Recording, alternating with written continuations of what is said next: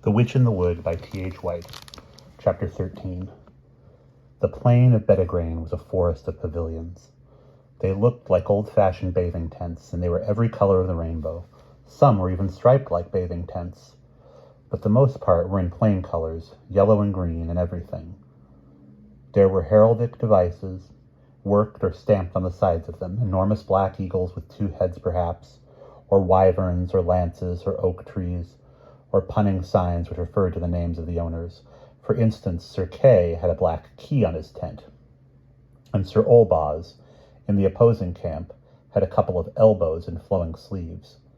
The proper name for them would have been manchets. Then there were pennons floating from the tops of the tents, and sheaves of spears leaning against them.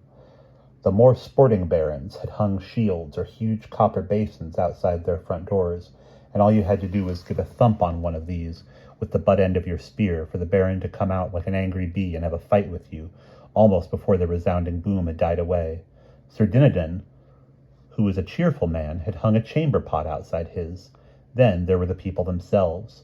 All round and about among the tents, there were cooks quarreling with naughty dogs who had eaten the mutton, and small pages writing things on each other's backs when they were not looking, and elegant minstrels singing green sleeves to lutes with soulful expressions, and squires trying to sell each other spavined horses with a world of innocence in their eyes, and hurdy-gurdy men trying to earn a groat by playing on the viol, and gypsies telling your fortune for the battle, and enormous knights with their heads wrapped in untidy turbans playing chess, and Vivianders sitting on the knees of some of them.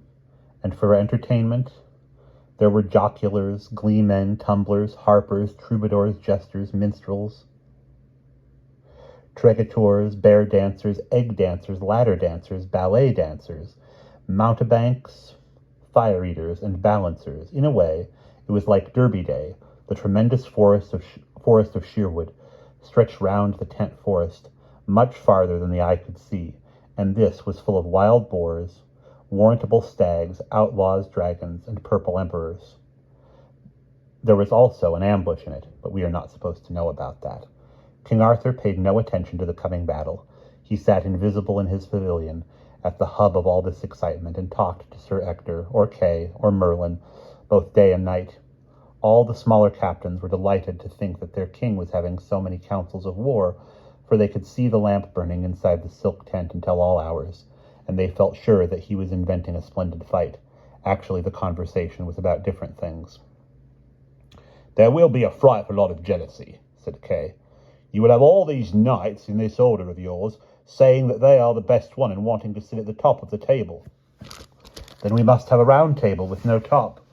"But Arthur, you could never sit 150 knights at a round table. Let me see." Merlin, who had hardly ever interfered in these arguments now, but just sat with his hands folded on his stomach and beamed, helped Kay out with the difficulty.